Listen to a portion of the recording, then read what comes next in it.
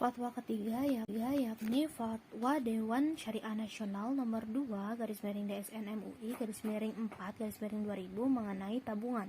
Nah, pada fatwa ini tuh terdapat 3 poin pembahasan, yakni ada yang pertama itu ada tabungan yang dibagi menjadi 2 jenis. Yang pertama itu ada tabungan yang tidak dibenarkan secara syariah, yaitu tabungan yang berdasarkan perhitungan bunga. Yang kedua itu ada tabungan yang dibenarkan, yaitu tabungan yang berdasarkan prinsip mudharabah dan wadiyah. Nah, untuk yang poin kedua ini membahas mengenai ketentuan umum tabungan berdasarkan mudharabah. Yang pertama itu dalam transaksi ini nasabah bertindak sebagai sahibul mal atau pemilik dana dan bank bertindak sebagai mudharib atau pengelola dana.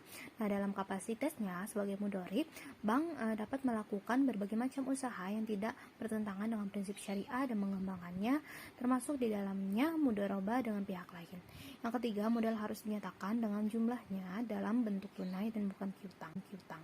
Yang keempat, pembagian keuntungan harus dinyatakan dalam bentuk nisbah dan dituangkan dalam akad pembukuan rekening.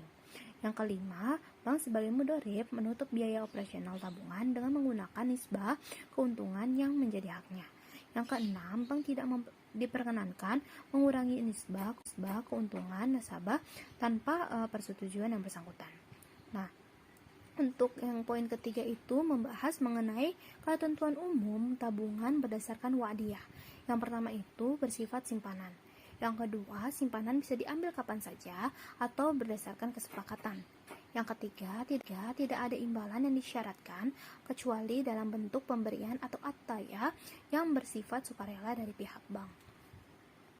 Fatwa keempat yakni Fatwa Dewan Syariah Nasional nomor 1/DSN MUI /4/2000 mengenai giro. Nah, pada fatwa ini tuh terdapat 3 poin pembahasan. Yang pertama itu mengenai giro yang dibagi menjadi 2 jenis.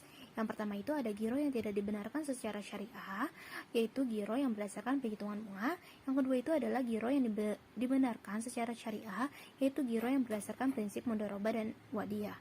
Nah, yang kedua ini ada penjelasan mengenai ketentuan umum giro berdasarkan mudharabah. Yang pertama itu dalam transaksi ini nasabah bertindak sebagai sahibul mal atau pemilik dana dan bank bertindak sebagai mudharib atau pengelola dana. Nah, yang kedua itu dalam kapasitasnya sebagai mudharib, bank dapat melakukan berbagai macam usaha yang tidak bertentangan dengan prinsip syariah dan mengembangkannya, termasuk di dalamnya mudharabah dengan pihak lain. Yang ketiga, modal harus dinyatakan dengan jumlahnya dalam bentuk tunai dan bukan piutang. Yang keempat, pembagian keuntungan harus dinyatakan dalam bentuk nisbah dan dituangkan dalam akad pembukuan rekening. Yang kelima itu, bank sebagai mudharib menutup biaya operasional giro dengan menggunakan nisbah keuntungan yang menjadi haknya. Yang keenam, bank tidak diperkenankan mengurangi nisbah keuntungan nasabah tanpa persetujuan yang bersangkutan. Nah, untuk poin yang ketiga, ketentuan umum terdapat penjelasan mengenai ketentuan umum giro berdasarkan wadiyah. Yang pertama, bersifat titipan. Yang kedua, titipan bisa diambil kapan saja. Yang ketiga, tidak ada imbalan yang disyaratkan kecuali dalam bentuk pemberian ataya yang bersifat sukarela dari pihak bank. Selanjutnya yakni ada pembahasan mengenai perbedaan antara bank konvensional dengan bank syariah. Nah, menurut UU nomor 10 tahun 1998 tentang perbankan, bahwasanya bank umum adalah bank yang melaksanakan kegiatan usaha secara konvensional atau berdasarkan prinsip syariah yang dalam kegiatannya memberikan jasa dalam lalu lintas pembayaran. Nah, berdasarkan definisi tersebut kita dapat mengetahui bahwasanya bank umum dibagi menjadi 2 jenis berdasarkan pelaksanaan kegiatan usahanya, yakni ada bank konvensional dan ada bank syariah.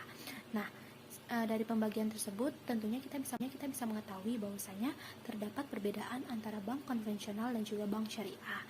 Nah, jika kita teliti nih dari namanya saja itu sudah terlihat bahwasanya keduanya ini memiliki perbedaan.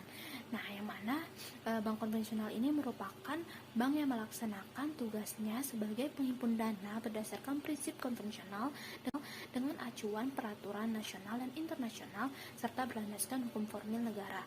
Sedangkan untuk bank syariah sendiri merupakan bank yang menjalankan kegiatan usahanya berdasarkan prinsip-prinsip syariah dengan acuan sumber hukum Islam yakni Al-Quran dan Al-Hadis.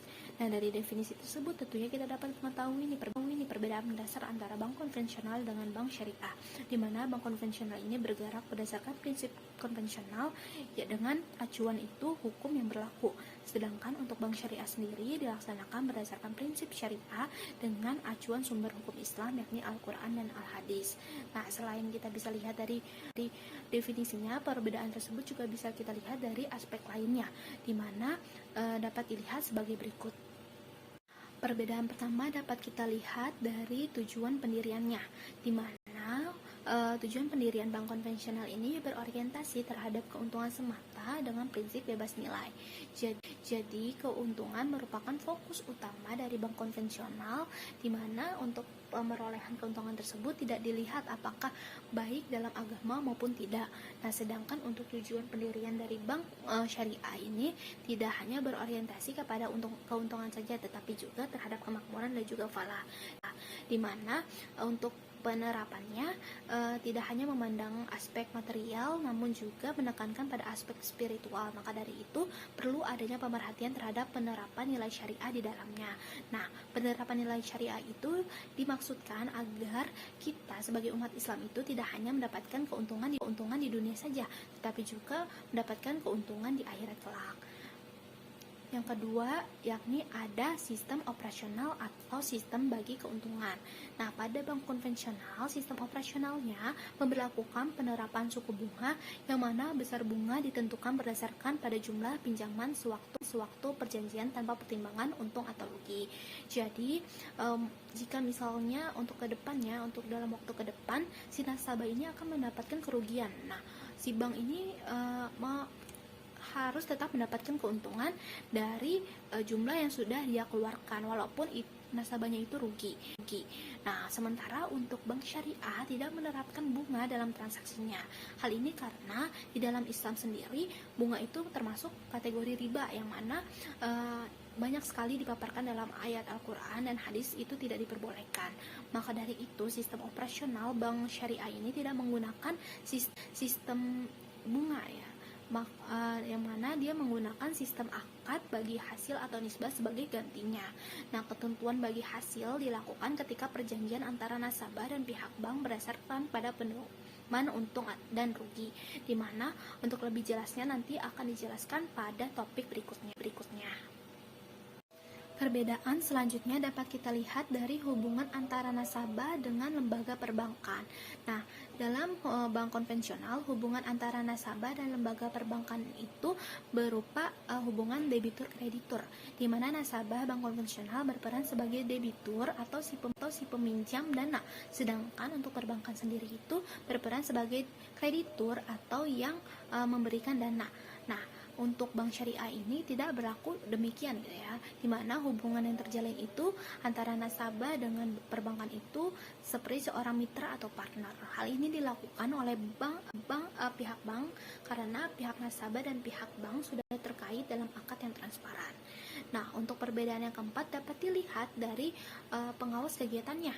Nah, dalam menjalankan aktivitas perbankan, bank konvensional dan bank syariah ini sama-sama diawasi oleh Dewan Pengawas yang terdiri dari BI atau Bank Indonesia, BPPAM, dan juga Komisaris. Nah, namun di dalam bank syariah ini ada pengawas tambahan, yakni adanya Dewan Pengawas Syariah atau DPS. Nah, Dewan Pengawas Syariah ini nantinya akan bertugas untuk mengawasi segala aktivitas bank agar selalu sesuai dengan prinsip-prinsip syariah. Perbedaan terakhir dapat kita lihat dari pengelolaan dananya. Nah, pada bank konvensional, pengelolaan dana dapat dilakukan dalam seluruh lini bisnis yang menguntungkan di bawah naungan undang-undang. Nah, seperti yang dijelaskan sebelumnya, bahwasanya fokus utama dari bank konvensional ini berupa keuntungan. Jadi dia nantinya tidak peduli gitu ya terhadap dana yang digunakan nasabah dari penyaluran yang bank konvensional ini lakukan. Apakah aktivitas yang dilakukan oleh nasabah ini halal untuk dilakukan dalam agama ataupun tidak halal gitu ya untuk dilakukan dalam agama. Yang terpenting adalah keuntungan yang didapatkan dari penyaluran dananya tersebut. Nah, gimana selama pihak debitur dapat membayar tagihan secara rutin dan tepat waktu, maka pengajuan kredit dapat dipenuhi gitu ya oleh kreditor, yakni bank konvensional.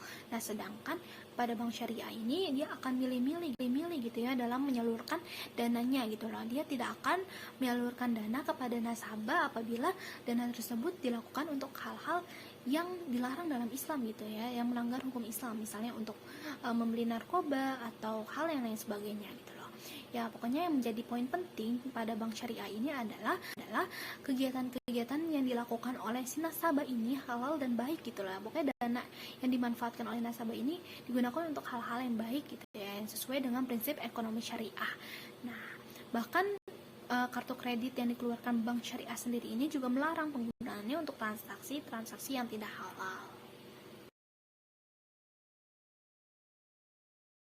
Pembahasan terakhir yakni mengenai perbedaan bunga dan bagi hasil.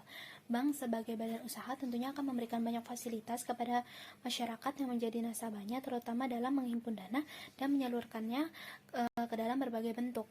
Nah, fasilitas-fasilitas yang diberikan oleh bank tentunya akan memberikan keuntungan bagi masyarakat yang menjadi nasabahnya.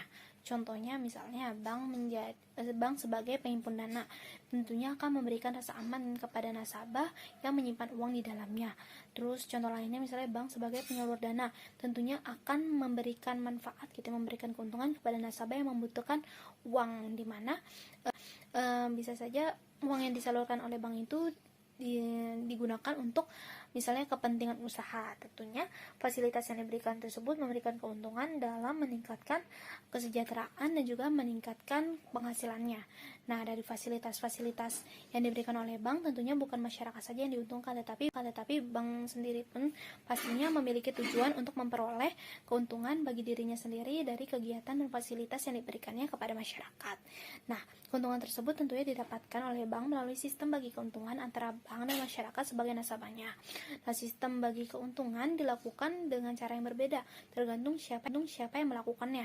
Nah, seperti yang dijelaskan sebelumnya, bahwasanya terdapat bank konvensional dan juga terdapat bank syariah sebagai bank umum. Nah, bank konvensional ini melakukan sistem bagi keuntungan ini dengan sistem bunga, sedangkan pada bank syariah ini menggunakan sistem bagi hasil sebagai sistem bagi keuntungannya. Nah, kenapa tidak menggunakan sistem bunga pada bank syariah? Karena seperti yang sudah dijelaskan sebelumnya, bahwasanya bunga itu termasuk dalam kategori riba yang mana diharamkan dalam Islam. Nah, baik itu sistem bunga maupun sistem bagi hasil ini sama-sama memberikan keuntungan gitu bagi bank terkait. Tetapi secara teknis keduanya itu memiliki sistem yang berbeda gitu ya untuk memberikan keuntungannya, di mana perbedaannya itu dapat dilihat sebagai berikut. Perbedaan pertama itu terletak pada penentuan besarannya. Jadi pada sistem bunga, penentuan besarannya itu ditentukan melalui tingkat suku bunga yang dibuat pada waktu akad dengan pedoman harus selalu untung. Jadi apapun nanti keadaannya, maka si bank sebagai penyalur dana itu harus selalu mendapatkan untung gitu, sesuai dengan tingkat suku bunga yang telah ditentukan pada kesepakatan awal. Sedangkan pada bagi hasil ini itu tidak berlaku yang demikian, di mana penentuan besarannya itu ditentukan melalui besarnya rasio bagi hasil yang dibuat oleh kedua belah pihak pada waktu akad dengan berpedoman pada kemungkinan untung rugi. Jadi misalnya pada saat awal kesepakatan si nasabah ini mendapatkan si nasabah dan bank ini menentukan bahwa rasio bagi hasilnya itu 50-50, maka keuntungan yang akan didapatkan dari penyaluran dana yang dilakukan oleh bank akan dilakukan sesuai dengan rasio yang telah ditentukan pada kesepakatan awal.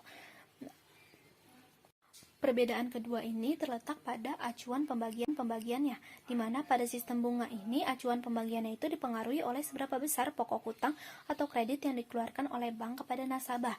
Maksudnya yakni nominal atau jumlah keuntungan yang akan didapatkan bank itu dipengaruhi oleh berapa banyaknya sih pengeluaran yang bank lakukan gitu ya untuk kepada nasabah tersebut, yang mana nantinya pengeluaran tersebut akan diperhitungkan melalui tingkat suku bunga yang dibuat pada waktu akad antara kedua belah pihak. Nah, sedangkan acuan pembagian pada sistem bagi hasil ini tuh menggunakan rasio besar keuntungan yang dibiayai oleh kredit tersebut. Nah, jadi keuntungan yang diperoleh oleh nasabah dari hasil penyaluran dana oleh bank nantinya akan diperhitungkan gitu ya, melalui rasio bagi hasil yang telah ditentukan pada kesepakatan awal. Nah, semakin besar keuntungan yang didapatkan oleh nasabah, tentunya akan memperbesar keuntungan antara kedua belah pihak.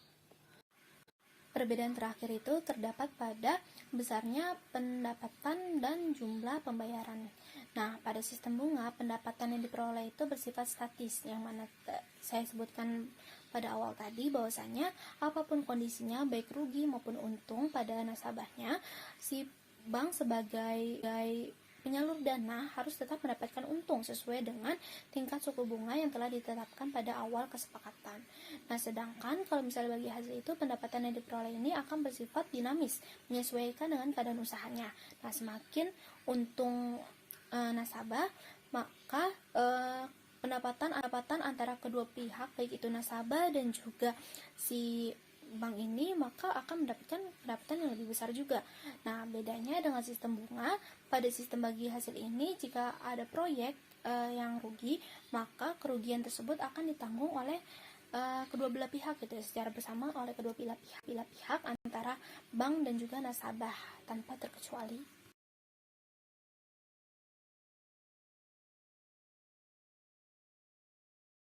Terima kasih kepada para presentator yang sudah mempresentasikan materi pada hari ini mengenai perbankan syariah. Saya di sini sebagai moderator izin pamit undur diri, dan saya ingin memohon maaf apabila ada kesalahan baik kata dan perbuatan. Terima kasih atas perhatiannya. Wassalamualaikum warahmatullahi wabarakatuh.